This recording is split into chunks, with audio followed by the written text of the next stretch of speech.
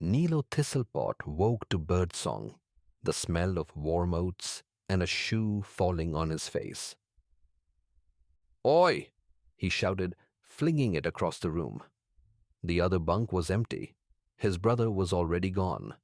That meant he'd overslept. Again. He tumbled out of bed, crammed a half-stale roll into his mouth, and bolted into the street with crumbs on his shirt and his hair doing whatever it wanted. The village was already wide awake. First, he passed old Cinna, hunched over her front step, shaking her cane at the geese that had taken a liking to her flower patch. "Morning, Nilo," she called without looking at him. "If you see that boy of mine, tell him his mother wants her shovel back. You have 5 sons, Miss Cinna." I said what I said. Nilo laughed and jogged on. He waved to Tomel and Rue, the twin cobblers, who were arguing about leather dye under their awning. "Morning," he chirped. "Tell Rue he's colorblind," shouted Tomel. "Tell Tomel he's a pompous bootlicker," Rue snapped. "I'm staying out of it," Nilo called, grinning. Past them, the market stalls were setting up. He helped Gerta the beekeeper carry a crate of honey jars to her cart, and she paid him with a sticky fig. He paused by Lena the flower seller, who let him smell a strange blue bloom. "It's called sleep root," she whispered. "Don't chew it, whatever you do." He nodded solemnly and pretended he wasn't thinking about trying it later. Over by the well, Dan'l the thatcher was flirting terribly with Marta the baker's apprentice, who was having none of it. "She's twice as smart as you," Nilo muttered as he passed Dan'l. "And twice as pretty," the man sighed. At the center of the square, Mayor Edric was standing on a stool, giving a very serious speech to Bram the Cooper, who looked like he was trying to stay awake. Nilo didn't catch more than festivities, supply management, and something about appropriate bunting density. He ducked past them and headed toward the creek. On the way, he passed Talia and Don, the shepherds, arguing about whose dog had more fleas. Lem, the male runner, sprinting full speed with 2 satchels and no shoes. Crispin, the town drunk, who waved and fell into a bush. And Miss Elena, the school teacher, who gave him the look that meant she knew he hadn't done his reading. By the time he reached the creek, Nilo had greeted 17 people, petted 2 cats, and stolen 1 strawberry from Jilly's garden. The village pulsed with life. Warm, familiar, noisy in the best way. Nothing strange, nothing missing. Everyone in their place. He sat by the water and pulled out a stick to poke at the mudfish below. Tomorrow he'd help Thad at the butcher's. Or maybe carry wood for Brenna. Or maybe just sneak off to watch the birds on Widow's Hill. Whatever it was, he had time. Everyone was here. Everyone was safe. Day 2.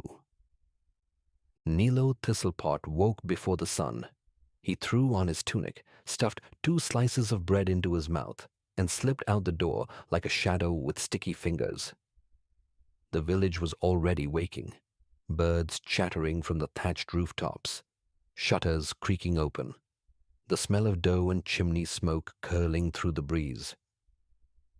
Today he'd promised to help Thad move a meat cart from the back shed to the market square. But first he had errands to dodge. He darted past old Cinna, who was watering her creeping squash with a teapot. "Morning, Nilo. If you see Brannock, tell him to fetch my blue chair from the chapel hall." "Will do," he shouted, even though he had no idea who Brannock was. Further down the path, Tomiel and Rue were both at their stall today, boots lined in a neat row like sleepy soldiers. "Fix the sole on your right shoe," Rue called. "Try not to ruin it this time." Nilo wiggled the shoe appreciatively. "No promises." At the bakery, Marta and Jilly were stacking fresh loaves like bricks in a warm, buttery wall. Nilo swore he only meant to smell them, but somehow left with one tucked under his arm. "Tell your mum it's a gift," Marta called after him. "She'll know I nicked it anyway," he replied with a grin. At the well, Talia and Don were wrestling a goat into a harness, while Gerta the beekeeper stood nearby, offering unsolicited advice. "Just sing to it," she insisted. "Animals love to be sung to." "It's not a song goat," Don grumbled. "Every goat's a song goat," Gerta said. Bennett, the fisherman, passed by with a string of silver eels. "Morning, Nilo. Off to cause trouble?" "Absolutely." He passed the forge, waved at Brenna, who didn't look up, just nodded, once mid-strike. He liked that about her. Never wasted a word. By the time Nilo reached the market square, Mayor Edric was already there, straightening streamers that hadn't drooped yet, and giving Miss Ada a very official list of eventual errands. Thad, the butcher, waited by his stall, arms crossed like a mountain, daring the wind to move it. "You're late," Thad said. "I'm early for tomorrow," Nilo said cheerily, and got handed a crate of salted ribs as punishment. He spent the next hour helping haul, sweep, and salt. People passed by, Mina and Jessup arguing about pickle prices, Tamsin chasing her runaway terrier, and Daniel helping hoist banners for a feast someone was planning. There was always some feast around the corner. As he worked, Nilo caught snippets of conversation. Someone talking about guests arriving soon. Important guests. Adventurers, maybe. He didn't think much of it. There were always rumors in a village this size. Weddings, ghosts, nobles, giants in the hills. He'd learned not to chase every whisper. Besides, today was warm and full of bread, and the sky was a soft blue, like it hadn't a care in the world. Nilo liked days like this. He'd remember it for no reason in particular. Just because. Day 3. The forge came alive before the village did. Brenna lit the coals just after dawn, as she always did, the flames catching slow and hungry before blooming into proper heat. Her left ear buzzed with the familiar hum of iron and ember, but quieter than her right. She'd stopped noticing that years ago. She wiped her brow with the back of her glove and turned to her first task, straightening the blade of a warped hay knife someone had dropped off yesterday. She couldn't remember who. Might have been Daniel or Jessup or one of the twins who always smelled like sheep. It didn't matter. The work was always the same, and that was a comfort. She moved with calm purpose, breath steady, rhythm even. Strike, turn, quench, listen. She paused. A faint knock. No, just the wind nudging her shutters. She pressed her tongue against her teeth and shook it off. Mid-morning, Thad stopped by with his usual grin and a thick smear of grease across his apron. "Well," he said, leaning against the frame like it owed him rent, "if it isn't the Queen of Fire." Brenna didn't look up from her work. "Thad, you're looking particularly soot-covered today. Suits you." She glanced up. He was holding a bundle of bent meat hooks. "Drop those off and go back to bothering Nilo," she said flatly. Thad laughed. "Nilo's too quick. I like my target stationary." She shook her head and gestured to the hooks. "What did you do to these?" "I didn't do anything. They became like that, through natural misfortune and clumsy apprentices." "Mm-hmm." She took them, examined the worst of the warps. As she did, the sunlight shifted across her face, catching the fine, pale scar that traced from just below her left ear down her jawline, thin as thread, old as memory. She scratched at it absent-mindedly, a habit more than an itch. Thad's smile faded for a second. I ever tell you, he said softer, that you're wasted in this village? She met his eyes, unsure if he was joking. I like being wasted, she replied finally. He laughed again, genuinely this time, and lifted a hand in surrender. Feast's coming, you know. In 2 days, big to do. Edric says important folk are coming. Might want to polish something nice. You volunteering to polish? I'd polish every nail in your shop if you asked sweetly. I'll think about it, she said. She wouldn't. Thad left with a wink that made her roll her eyes once he was safely down the lane. Later, she finished the hay knife, shaped 3 horseshoes, and patched the latch on a grain chest without speaking another word. She liked the quiet, or she used to. Now, the left side of the world felt duller, like standing just off-center from something you're meant to hear. She scratched at a scar again. When she closed up for the evening, she stood for a moment in the doorway, arms folded, watching the village turn gold in the slanting sun. Laughter carried down from the square. Someone played a lute with 2 strings missing. Children shrieked over some game she didn't recognize. Behind it all, that faint hum in her ears, like distant window water, or something too soft to name. Brenna shook her head and turned inside. Still too early in the week to be superstitious. Day 4. Thad set down the cleaver and wiped his hands on his apron just as Mayor Edric arrived, huffing from the short walk and grinning like a cat at festival. Thaddeus, Edric declared, arms open as if expecting a hug no one was prepared to give. I bring word from the heavens. You bring too much noise, Thad muttered, but he was smiling despite himself. The mayor stepped into the butcher's shop, already counting on his fingers. 4 days to the feast, and I want something grand. Roast pig, sausages, pies the size of wheels. Enough to feed 3 adventurers, a few dozen hungry villagers, and my appetite. You'll need 3 pigs then. I'll settle for 2 and your best blood pudding. You're getting 1 pig, 6 roasts, and whatever's left of the goose after Marta's done pecking at it. Done, Edric said instantly, ignoring the negotiation entirely. He wandered behind the counter, nose wrinkling at a tray of kidneys. What is that? No, never mind. I don't want to know. Thad crossed his arms. You want to impress those adventurers or poison them? Oh, I want both, in equal measure. They shared a laugh. Thad didn't mention the quiet he'd noticed in the square yesterday, or the way Tamsin had passed him without saying hello, eyes unfocused. He chalked it up to nerves. Villagers got jittery before big events. I trust you'll make this feast legendary, Edric said, patting the side of a hog that had yet to be butchered. They're bringing treasure, you know. Treasure? A thank you, Edric said with pride. Old adventurers repaying a debt to our humble village.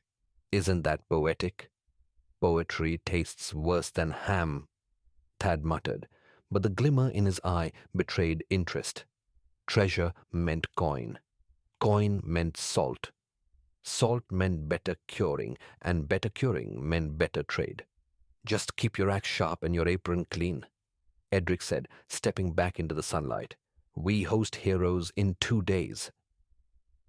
Thad returned to his work, humming an off-key tune. If there were fewer passers-by than usual, well, the meat didn't mind. The schoolhouse wasn't much more than a single-room cottage with chalk dust in the floorboards and books that smelled like summer mold. But to Elena, it was a little haven, especially when it buzzed with laughter. She had 4 children with her today. Tora, the baker's niece, was tracing letters in the dirt with a stick. Juna clung to her hip as always, quiet, wide-eyed, thumb in mouth. Oren, a boy who insisted he could count to 50 but only ever got to 32 before launching into song. And then there was Luna, the newest charge, barely old enough to toddle, curls springing wild around her forehead. Elena carried her close, one arm wrapped steady around her middle. Luna didn't cry much. She stared, like she was always listening for something too far away to name. Elena rocked her gently as she recited from a storybook about a hedgehog who tried to bake a pie. Outside, the breeze carried faint music, someone practicing for the feast. The scent of cooked onions drifted past, followed by sharper hints of vinegar and cut grass. She loved these moments, the way they pressed time into something soft and slow. Still, as she leaned down to pick up Juna's drop doll, she realized something felt off, nothing she could name. She stood, brow furrowed, looking over the little ones. 4. That was right. She pressed a kiss to Luna's curls. The child didn't react. Behind her, the clock ticked softly. Outside, the town buzzed on. Day 5. The bells rang at dawn, loud and full, as if they too had waited years for this day. Banners were strung between rooftops. Ribbons danced from window sills. The old oak in the square bore garlands of dried flowers and lanterns, each one lit by a different child's hand.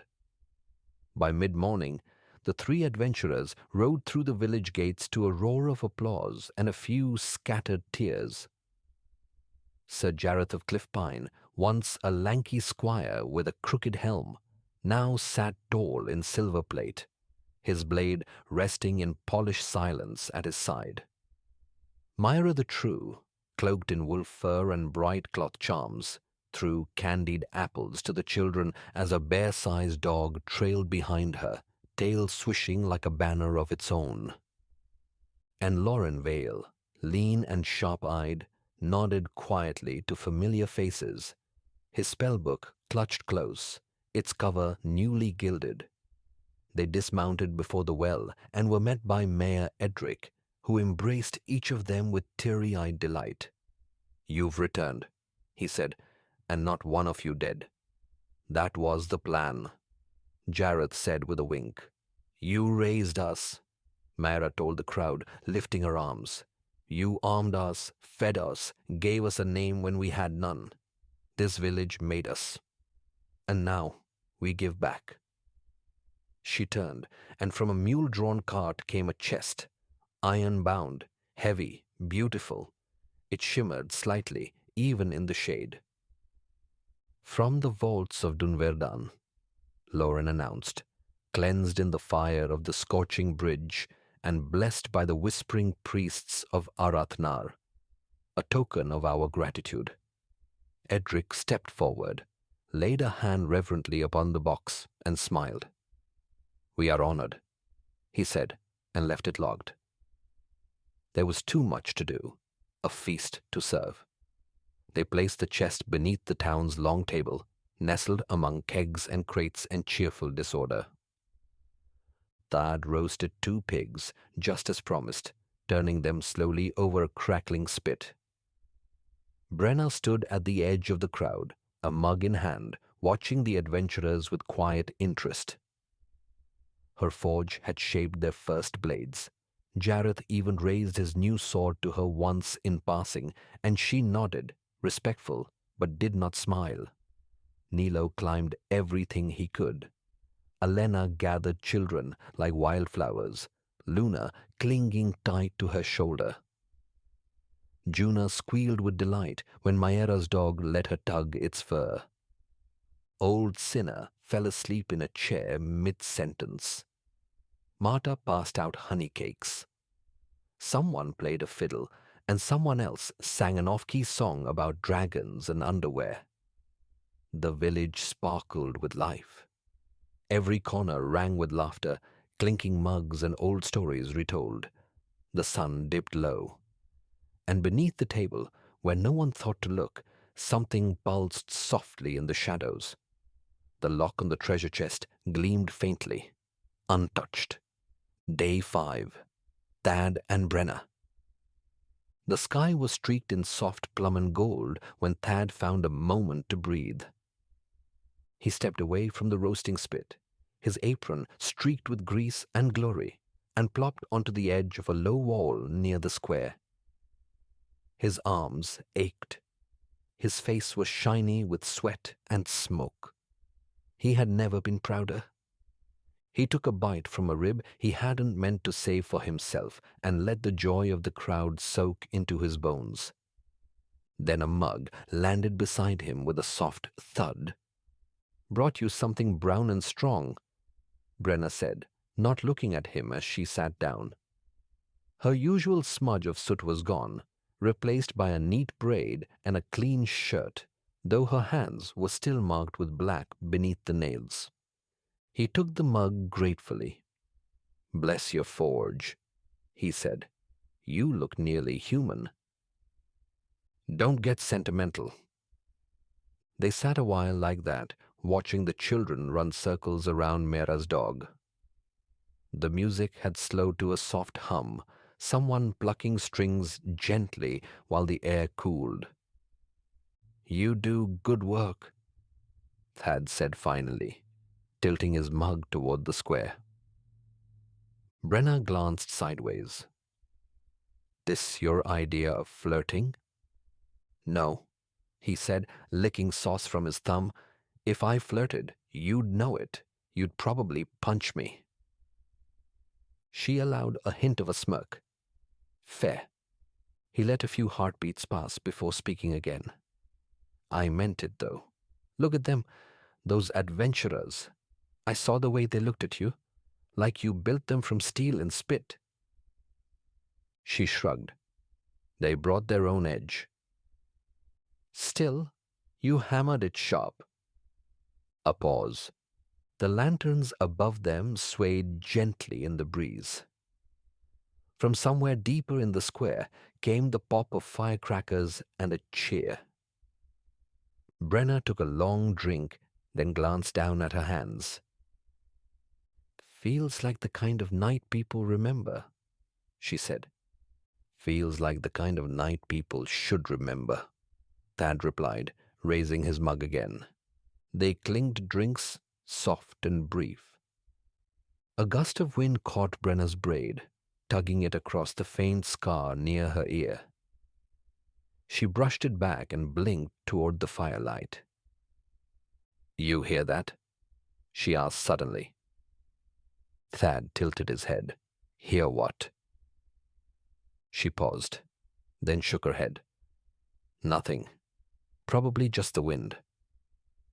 He looked at her a second longer, as if wanting to ask something else. But then Jareth roared a toast in the distance, and someone called for another round of roasted onions, and the moment passed. They stood, slowly, each heading back to their corners of the celebration. The square swelled with music again, laughter louder now as night settled in full. Day 6. The sun was already high by the time Alena opened the schoolhouse door, her shawl fluttering behind her in the breeze, and a basket of apple slices swinging from one arm. The children were already waiting. Tora, sitting cross-legged in the grass, peeling bark from a stick with careful fingers. Oren, climbing the low stone wall again, despite promises not to. And Luna, who toddled forward with her arms up, curls bouncing, giggling with each step. "Good morning, little storms," Alena said, grinning as she gathered them near. They filed into the schoolhouse like birds returning to a nest. She handed out apple slices, set out the slate boards, and began the lesson with her usual morning song, off-key and theatrical, as always. Oren insisted he could sing louder. Tora tried to harmonize. Luna clapped with glee. "Today," Alena declared, drawing a crooked tree on the board, "we learn about roots." Tora raised her hand immediately. Like carrots? Like everything, Alena said. Even people have roots. Some are deep, some are wide. Some stretch all the way to places we've never seen. Luna had managed to draw what looked suspiciously like a chicken on her board. She looked at it proudly. Outside, the sounds of the village floated through the open windows. Brenna's hammer ringing faintly, the market carts rolling across cobblestones, a rooster crowing long after it should have stopped. Alena moved through the room like a current, tidying here, encouraging there, brushing crumbs from Orin's cheek, helping Tora sound out a stubborn word. Luna fussed at one point, rubbing her eyes. Alena scooped her up and paced, bouncing her gently. "There, little moon," she whispered. "Not time to nap. Not yet." By midday, they were outside again, playing counting games with stones and singing riddles no one quite remembered how they learned. Alena watched them with a soft smile. The sun was kind. The air smelled of fresh earth and old flowers. Everything felt just as it should. The square still held the scent of the feast: roasted meat, spilled cider, trampled herbs. Most of the decorations were still up, tattered now, fluttering in the breeze like party guests too polite to leave. Nilo sat on the edge of a rain barrel, swinging his legs, munching on a piece of sweetbread someone had handed him that morning. A little sugar clung to the corner of his mouth. "Oi, scrawny," Thad called from behind his stall, elbows deep in braining barrels. "That breakfast or your fifth dessert?" "Dunno," Nilo said, mouth full. "Does it count if I didn't eat dinner?" Thad laughed, setting down a dripping haunch and wiping his hands on his apron. "You're gonna grow up all bones and wind. Someone needs to put some meat on you." "You say that like it's your job." Thad chuckled and waved him over. "Here, come here. Help me lift this crate. It's being disrespectful." Together they heaved a crate of smoked sausages onto the table. Nilo grunted with effort, his small frame barely budging the weight, until Thad swooped in and took most of it. "Muscles like jelly," Thad said. "You need a trade, boy." "I've been thinking of learning sword play," Nilo offered. "Ha! Learn to lift a bucket first," Thad said, swatting his shoulder. Then, as he glanced across the square, a thoughtful look crossed his face. "You know," he said slowly, "no one's touched the fishing stall in months. Shame, really. That spot used to have the best smoked trout I've ever tasted. You'd have liked it."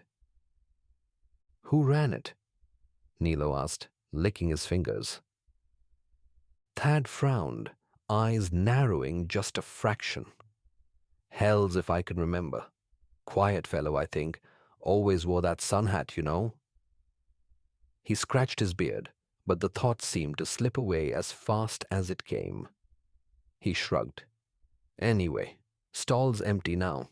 You could take it, learn to fish, work the river. Good, honest trade." "I don't know how to fish." "Well, it's not wizardry. I'll show you. Hook, line, patience. That's all. If you can sit still long enough not to scare the water, you'll do fine." Nilo wrinkled his nose. "That sounds like the boring part." Thad gave him a lopsided grin. "That is the boring part. The rest is slime, biting bugs, and the thrill of dragging something flopping out of the deep. You'll love it." A pair of children dashed past them laughing, and Thad turned briefly to shout a warning before they crashed into his stall.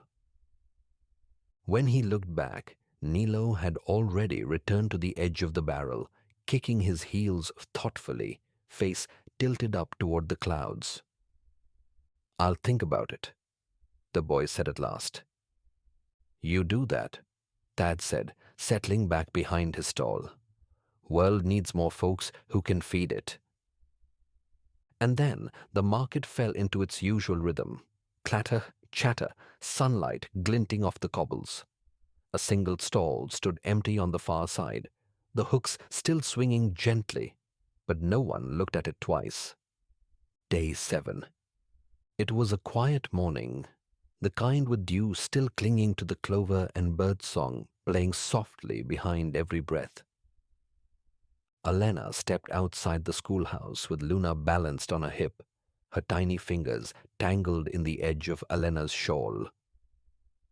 Dora skipped ahead, reciting the alphabet out of order, and Orin chased a beetle across the footpath. Careful near the nettles, Alena warned. Yes, Miss Alena, came the sing-song reply, already too far away to be useful. The schoolhouse creaked gently behind her, its shutters loose on their hinges, its roofline bowing just a bit more than last spring. She loved it. Still, it smelled of chalk and ink and hearth smoke. But her bones noticed the cold more lately, and the wind snuck in at night like it belonged there. Miss Alena! The familiar voice drew her eye across the square. Mayor Edric, cane in hand, waved from beneath the old notice board, his cloak fluttering faintly in the breeze. As always, his face held its practiced warmth, bright, open, so reassuring it almost made you forget he was always watching. She met him halfway, bouncing Luna gently as the toddler gnawed on a cloth button. You're out early, she said. So are you, he replied, offering a small bow to Luna. You're always early. That's why I wanted a word. She waited, expectant. I was down by the corner lot this morning, he said. You know the one with the old rose vines and the crooked fence? Alena nodded slowly. The one the geese are nesting in? That's the one, he said, chuckling. Well, I noticed something. It's been empty for months now, overgrown, windows dusty, not a soul stirring. But there's still charm to it, and it's a shame, really, letting it fall to pieces. She furrowed her brow slightly. Whose home was it? He tilted his head. Can't recall. One of those houses people forget to notice. But it's there. Solid, quiet, and yours, if you want it. Alena blinked. Mine? You've done more than your share for the children here. You've given them stories and safety. I don't see why you should keep living in a drafty old classroom. She glanced over her shoulder toward the schoolhouse. I've never minded it, she said. The beds are small, but they've always been enough. Yes, Edric agreed, voice softening. But what if you had a place of your own? A garden for Luna? A door that closes to the noise? Alena hesitated, then looked down at the child in her arms. Luna was staring past the mayor's shoulder, toward the far edge of the square, at nothing in particular. I'll think about it, she said. No pressure, Edric said, tipping his head. Just a thought. It's a good house, a quiet one. He walked off humming, cane tapping gently against the stones. Behind him, Luna reached out a hand, not to him, but to something unseen, her fingers curling toward empty air before she tucked them against her chest. Alena didn't notice. She simply turned and called for Orin to stop pulling up flowers by the roots. The day went on. Day 7. The missing piece. Brenna Forgehand moved with purpose, her leather apron dusted in soot, her hair pulled into a fraying knot that refused to stay tight. The forge roared behind her, heat pulsing through the air like a second heartbeat. The rhythmic clang of her hammer echoed through the street, steady, grounding. She welcomed the noise. It left less room for doubt. A sword lay cooling on the anvil, well balanced, finely tempered, meant for someone taller than any local lad. One of the adventurers, perhaps, or two of them. Her brow furrowed. Two? She stepped back, wiping her hands. Three faces came to mind, or started to: the tall one with the shining pauldron, Serlorian; the red-haired mage, Kalis, always talking with her hands; and the third? Brenna paused. There had been a third, hadn't there? A man, perhaps. Or no, maybe a woman. Their face, right there on the edge of memory, like a name half spoken and swallowed before it landed. She cursed softly under her breath. She stepped out into the street, blinking against the pale light of late morning, and crossed toward the butcher's stall. Thad was there, of course, carving jerky with the confidence of a man who loved knives more than most people. He looked up and grinned. "Morning, forge hand. Come to steal my best cuts." Brenna gave him a look. "You remember the adventurers, right?" "Course. Hard to forget a lad in armor polished like a mirror. Lorien, right? The mage too. Fiery one." Her gaze sharpened. "And the third?" Thad's knife paused mid-slice. "The third?" "There were three," she said slowly. "I remember them walking into town side by side. One on each flank.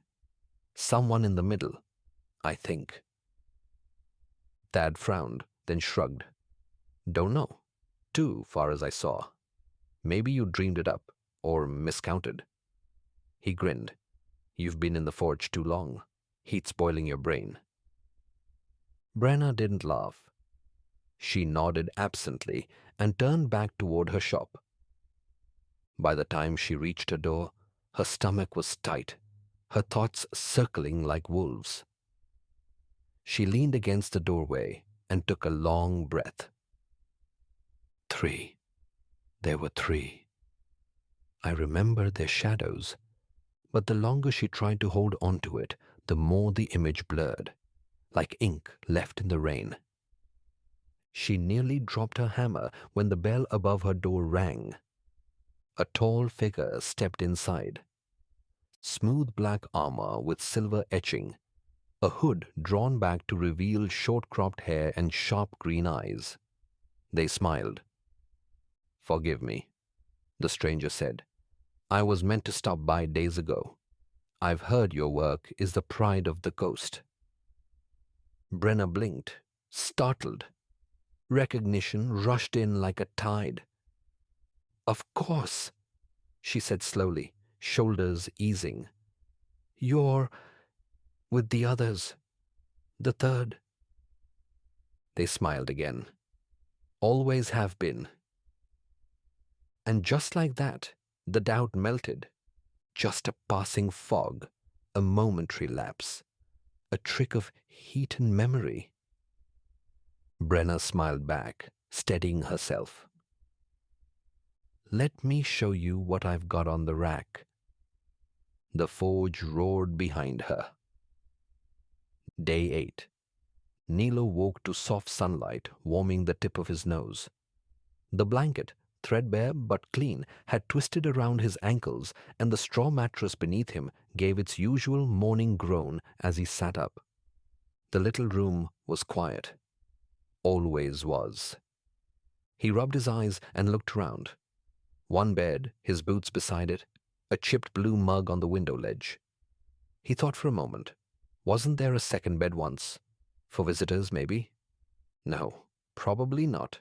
It was just him. It had always been just him. He stretched, dressed quickly, and shoved the rest of a honeyed oatcake in his mouth from the cloth bundle near the door. The morning tasted sweet and dry. Out in the street, The village was coming to life. He sprinted past old Rilla, who sat in her usual place by the well, humming the same melody she always did. She waved lazily as he dashed by. He passed the flower twins, Mary and Tess, who had taken to arranging wild blooms on the edge of the fountain. Their fingers were stained green with stem sap. "Morning, Nilo," they sang in tandem. "Morning!" he yelled back, nearly tripping over a dog. He didn't know its name, but it always seemed to know his.